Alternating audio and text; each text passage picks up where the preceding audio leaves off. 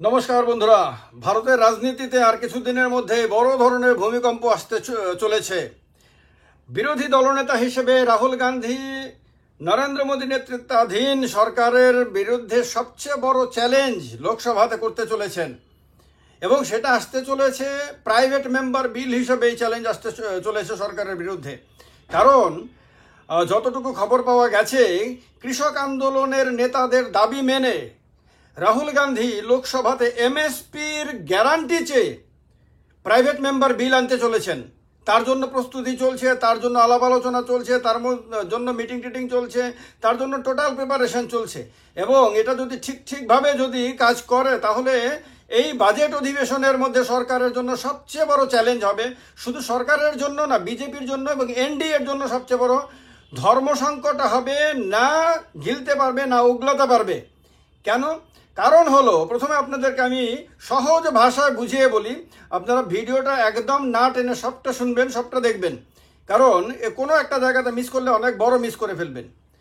MSP, এই যে কৃষকদের উৎপাদিত পণ্য বিক্রি করা হয় মার্কেটে, তার জন্য মিনিমাম সাপোর্ট প্রাইস বা ন্যূনতম সমর্থন মূল্য রয়েছে, আপনারা জানেন, অনেক সংবাদে আপনারা শুনেছেন। এবং কৃষকরা এই এমএসপির জন্য গ্যারান্টি চেয়েছিল যে এটা আইন করে ভারত সরকার লোকসভাতে, রাজ্যসভাতে পাশ করিয়ে, আইন করিয়ে এই মানে এমএসপি গ্যারান্টি করা হোক, যাতে কোথাও তাদের এই এমএসপি নিয়ে ঝামেলা পোহাতে না হয়। তাদের বক্তব্য হলো অনেক পণ্যের উপরে এমএসপির জন্য তাদেরকে ঘুরতে হয়, মাথা কুটে মরতে হয়, কিন্তু তাদেরকে এমএসপি দেওয়া হয় না। এই নিয়ে তাদের দীর্ঘদিনের ক্ষোভ রয়েছে। আমরা কৃষক আন্দোলন দেখেছি আমরা বছরের পর বছর ধরে দিল্লির সীমান্তে তাদেরকে আটকে দেওয়া হয়েছিল। তাদের দাবি ছিল, এক তো হলো 3টি কৃষি বিল বাতিল করা, আর হলো এমএসপিকে গ্যারান্টি আইনে পরিণত করা। এতদিন ধরে ভারত সরকার এটাকে পাত্তা দেয়নি, বিজেপি এটাকে পাত্তা দেয়নি, কেউ এটাকে পাত্তা দেয়নি। এইবারে কৃষকরা পরিকল্পনা করেছে যে এটা নিয়ে তারা তাদের আন্দোলন তো জারি রাখবে এবং আন্দোলন আরো বড় করবে, কিন্তু তার আগে তারা শাসক দল এবং বিরোধী দলের এমপিদের সঙ্গে দেখা করে তারা দাবি জানিয়েছে যে আপনারা এটাকে নিয়ে বিল আনেন পার্লামেন্টের মধ্যে। আর এইটাকেই রাহুল গান্ধী লুফে নিয়েছেন এবং সরকারকে আগামী দিনে এত বড় বিড়ম্বনায় ফেলবে এই বিল যদি আনে যদি রাহুল গান্ধী। আপনারা দেখবেন, মিলিয়ে নেবেন আমার কথাগুলোর সঙ্গে, যে আপনারা জানেন পার্লামেন্টে, আপনারা যদি নাও জানেন আমি আপনাদেরকে জানিয়ে দিচ্ছি, পার্লামেন্টে 2 ধরনের বিল আসে। আপনারা শুনবেন যে মন্ত্রী বিল এনেছে। তো মন্ত্রী যদি বিল আনে, এটা হলো অফিসিয়াল বিল, সরকারি বিল। আর মন্ত্রী ছাড়া যদি কোনো এমপি বিল আনে, যিনি মন্ত্রী না কিন্তু সংসদের সদস্য, সে রাজ্যসভার হোক অথবা লোকসভার হোক এমপি, তিনি যদি বিল আনেন তাহলে সেটাকে বলে প্রাইভেট মেম্বার বিল। এটা সরকারি বিল না। সরকার ছাড়া বাকি আপনার এমপিদের বিল হলো প্রাইভেট মেম্বার বিল। এখন বিজেপির এমপিও যদি আনে, বিজেপি তো শাসক দল, কিন্তু বিজেপির মন্ত্রী ছাড়া অন্য এমপিরা যদি বিল আনে সেটাও প্রাইভেট বিল হবে। আবার বিরোধী দলের এমপিরাও যদি বিল আনে সেটা প্রাইভেট বিল হবে। তো সরকারি বিল আনলে তো সরকারের দায়বদ্ধতা এসে যায়। পুরো সরকারের সমস্ত সমর্থনকারী এমপিদেরকে তখন আপনার হুইপ জারি করে সেই বিলের সমর্থনে ভোট দেওয়ার জন্য নির্দেশ দেওয়া হয়। কিন্তু প্রাইভেট মেম্বার বিল যদি আনা হয়, এবং সাধারণত বিরোধী দলের এমপিদের তরফে আনা হয়, কারণ সরকারি তরফে সরকারের কোনো এমপি সরকারের সমর্থন ছাড়া প্রাইভেট বিল আনার সাহস করবে না, এটাকে দল বিরোধী সিদ্ধান্ত হিসাবে দেখবে। তো এবার রাহুল গান্ধী বিরোধী দলনেতা হওয়ার পরে একটা বড় সুযোগ পেয়েছেন। তিনি আগামী বাজেট অধিবেশনে এই এমএসপির গ্যারান্টি চেয়ে প্রাইভেট মেম্বার বিল আনতে চলেছেন বলে খবর বেরিয়েছে। যদি তিনি তা করেন তাহলে বিজেপির জন্য ধর্মসংকট কীরকম হবে, শাখের করাতের মতো অবস্থা হবে বিজেপির জন্য। কীরকম? বিজেপি না পারবে এটাকে সমর্থন করতে, না পারবে এর বিরোধিতা করতে। সমর্থন করলে এটা রাহুল গান্ধীর আনা বিল, বিজেপি সমর্থন করলে রাহুল গান্ধীর জয় হবে। এটা বিজেপি কোনো মতেই চাইবে না, প্রধানমন্ত্রী কোনোভাবেই চাইবেন না, সরকার কোনো মতেই চাইবে না। কারণ বেসরকারি বিল সেটা যদি পাস হয় সেটা সরকারের একটা ব্যর্থতা, সরকার আনেনি, রাহুল গান্ধী এনেছে, তার জন্য জনপ্রিয়তা রাহুল গান্ধীর আকাশ ছোঁয়া হয়ে যাবে, কৃষকরা রাহুল গান্ধীর জয় জয়কার করবে। তো এই কারণে এটার সমর্থন করতে পারবে না সরকার বা সরকারের মানে যারা এনডিএ পার্টনাররা রয়েছে। আবার যদি সমর্থন না করে তাহলে এরপরে যদি সরকারের সমর্থন না করার কারণে যদি বিলটি আপনার পাশ না হয়, তাহলে কৃষকরা এবং সমস্ত বিরোধী দল সরকারের সমস্ত এমপিদেরকে এবং সরকারকে কৃষক বিরোধী হিসাবে প্রমাণিত করবে তখন। এবং কৃষকরা সারা দেশে আন্দোলন তাদের ছড়িয়ে দেবে যে দেখো, এই সরকার যে আদতেই কৃষকের ভালো চায় না, কৃষকের উন্নতি চায় না, কৃষকের ঘরে দুটো পয়সা আসুক এটা চায় না, কৃষক উপযুক্ত মূল্য পাক এটা চায় না, তার সবচেয়ে বড় প্রমাণ হলো যে যখন পার্লামেন্টের মধ্যে সুযোগ এসেছে যে এমএসপির গ্যারান্টি বিলকে সমর্থন জানিয়ে এটাকে আইনে পরিণত করে দেওয়ার এবং কৃষকদেরকে রিলিফ দেওয়ার, তখন সরকার এটার বিরোধিতা করেছে, বিজেপি এটার বিরোধিতা করেছে। ফলে এই ক্ষেত্রে তো আরও বেশি বিপদ হবে। এবং আগামী দিনে আপনার হরিয়ানাতে আগামী কয়েক মাসের মধ্যেই বিধানসভা নির্বাচন, হরিয়ানাটা পুরো কৃষিভিত্তিক রাজ্য হিসাবে পরিচিত, মহারাষ্ট্রে বিশাল সংখ্যক কৃষক রয়েছেন, সেখানে নির্বাচন আসছে, ঝাড়খণ্ডে বিশাল কৃষক রয়েছে, সেখানে ইলেকশন আসছে। এইভাবে একের পর এক যেখানে যেখানে নির্বাচন আসবে সেখানে সেখানে সরকারকে এর জন্য বিরাট বড় লোকসান উঠাতে হবে।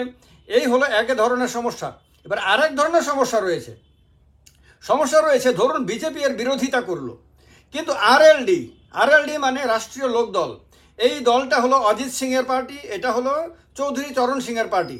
চৌধুরী চরণ সিং দেশের প্রধানমন্ত্রী ছিলেন, তিনি কৃষক নেতা হিসেবে বিখ্যাত ছিলেন, তার ছেলে অজিত সিংও কৃষক নেতা হিসেবে বিখ্যাত, এবং অজিত সিং এর ছেলে জয়ন্ত চৌধুরী তিনিও কৃষক নেতা হিসাবেই নিজেকে পরিচিত করেন এবং কৃষক হিতৈষী হিসাবে পরিচিত করেন। এবং এবার আরএলডির কাছে 2 জন এমপি আছে লোকসভাতে। আরএলডি কি এই এমএসপি গ্যারান্টি রাহুল গান্ধী আনলেও এই বিলের কি বিরোধিতা করতে পারবে? যদি বিরোধিতা করে তাহলে পশ্চিম উত্তরপ্রদেশে আরএলডি ধুয়ে মুছে সাফ হয়ে যাবে, কৃষকরা তাদেরকে তখন গাদ্দার হিসাবে দেখবে। তো এই কারণে আরএলডির পক্ষে এর বিরোধিতা করা প্রায় অসম্ভব।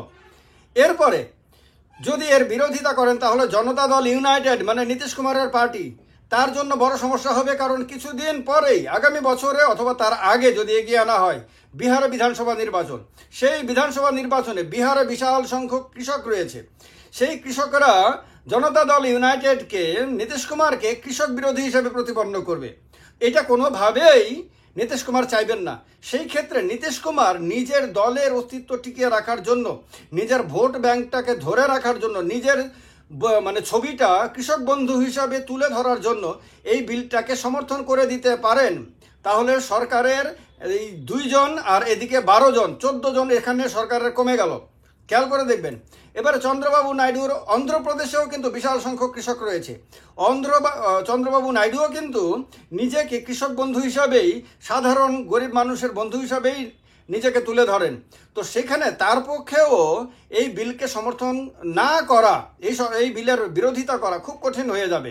সেই ক্ষেত্রে তিনিও যদি বিলটাকে সমর্থন করে দেন তাহলে আরও 16 জন, তাহলে 14 আর 16 30 হয়ে গেল, এই বিল পাশ হয়ে যাওয়ার কথা। সেক্ষেত্রে তারপরেও অন্যান্য যে দলগুলো রয়েছে, সরকারের যে সহযোগী দলগুলো রয়েছে, এনডিএর যে শরিক দলগুলো রয়েছে, তাদের অনেকের এরকম বাধ্যবাধকতা রয়েছে। সেই ক্ষেত্রে হয়তো বিজু জনতা দলের তো লোকসভাতে নাই, আচ্ছা অসুবিধা নাই, কিন্তু আপনার ওয়াইএসআর কংগ্রেস, তার পক্ষেও মুশকিল হয়ে যাবে এই বিলের বিরোধিতা করা। আমি বলি যে ভারতবর্ষে প্রায় প্রত্যেকটা দলের জন্য এটা একটা বিরাট বড় সমস্যা হয়ে যাবে। কারণ কেউই নিজেকে কৃষকের দুশ্মন হিসাবে, কৃষক বিরোধী হিসাবে নিজেকে পরিচিত করতে চাইবে না, যা পরবর্তী এর পরের যে নির্বাচনগুলো আসবে তার এলাকাতে, সেই নির্বাচনগুলোতে তাদের জন্য বিরাট ক্ষতি হবে। কারণ এটা শুধু খেয়াল রাখতে হবে, শুধু কৃষকের ব্যাপার না, কৃষকের ছেলেমেয়েরা আপনার পুলিশে চাকরি করে, তারা প্যারামিলিটারি ফোর্সে চাকরি করে, মিলিটারিতে আছে, তারা বিভিন্ন কর্পোরেট সংস্থাতে আছে, ব্যবসা বাণিজ্যে আছে। ফলে চতুর্দিকে কৃষক পরিবারের ছেলেমেয়েরা ছড়িয়ে রয়েছে। বিশাল সংখ্যক কৃষক পরিবারের ছেলে মেয়েরা রাজনীতিতেও বিভিন্ন পদে রয়েছে। ফলে এদেরও সেন্টিমেন্ট কৃষকদের জন্য রয়েছে, কারণ এদের নিজের পরিবারের সঙ্গে, নিজেদের উত্তরাধিকারের সঙ্গে সম্পর্ক, নিজেদের অতীতের সঙ্গে সম্পর্কিত। তো এই কারণে এই মানুষগুলোর সেন্টিমেন্টেও কিন্তু সেটা আঘাত করবে।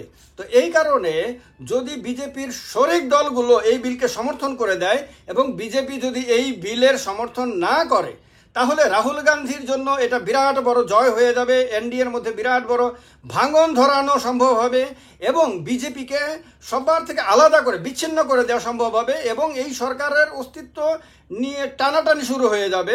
আর রাহুল গান্ধী নিজেকে এই সুযোগে সারা ভারতবর্ষের সবচেয়ে বেশি জনপ্রিয় নেতা হিসেবে তুলে ধরতে পারবেন। যে জায়গাটা এতদিন ধরে নরেন্দ্র মোদী ভোগ করে আসছেন, সেই জায়গাটা অতি সহজে রাহুল গান্ধী এই জায়গাটা দখল করে নিতে পারবেন এবং সারা ভারতবর্ষে তিনি নিজেকে একজন মহানায়ক হিসাবে তুলে ধরতে পারবেন। যার কারণে বিজেপি এটাকে নিয়ে এই মুহূর্তে বড় ধরনের ধর্ম সংকটে পড়ে গেছে, বড় ধরনের চ্যালেঞ্জের মধ্যে। যখনই বিজেপি খবর পেয়েছে যে রাহুল গান্ধী প্রাইভেট মেম্বার বিল আনতে পারে এই লোকসভা অধিবেশনে, সেই থেকে বিজেপির মধ্যে টেনশন শুরু হয়ে গেছে। কারণ বিজেপি না পারছে এটাকে বিরোধিতা করতে, না পারছে সমর্থন করতে। আর এইটাই হয়তোবা বিজেপিকে নতুন করে পুরো বিষয়টাকে নিয়ে ভাবতে বাধ্য করবে। হয়তোবা এমনও হতে পারে যে অধিবেশনের মধ্যে বিজেপি নিজে থেকেই হয়তো এই ধরনের বিল সরকারি বিল হিসেবে হয়তো তুলে আনতে পারে। তো যাই হোক, কি করবে আলটিমেটলি সেটা তো দেখার জন্য আমাদের বাজেট অধিবেশন শুরু হওয়া পর্যন্ত অপেক্ষা করতেই হবে। কিন্তু এইটা এখন পরিষ্কার যে রাহুল গান্ধী এত বেশি ম্যাচিওর্ড পলিটিক্স করতে শুরু করে দিয়েছেন যে এটা বিজেপির জন্য প্রত্যেকটা স্টেপে স্টেপে বিপদ সংকেত বয়ে আনতে শুরু করেছে। এবং এইভাবে যদি চলতে থাকে তাহলে আগামী বিধানসভা নির্বাচনগুলোতে কংগ্রেসের উত্থান কেউ আটকাতে পারবে না, বিজেপির পতন কেউ আটকাতে পারবে না। আর এই সরকারের টিকে থাকা ভগবান ছাড়া হয়তো অন্য কেউ নিশ্চিত করতে পারবে না। আপনাদের যদি এক্ষেত্রে কোনো ভিন্ন মত থাকে সেটা জানাবেন, একমত হলে সেটা জানাবেন। ভালো লাগলে ভিডিওটি লাইক শেয়ার করবেন। শুভেচ্ছা নেবেন সবাই। নমস্কার, জয় হিন্দ।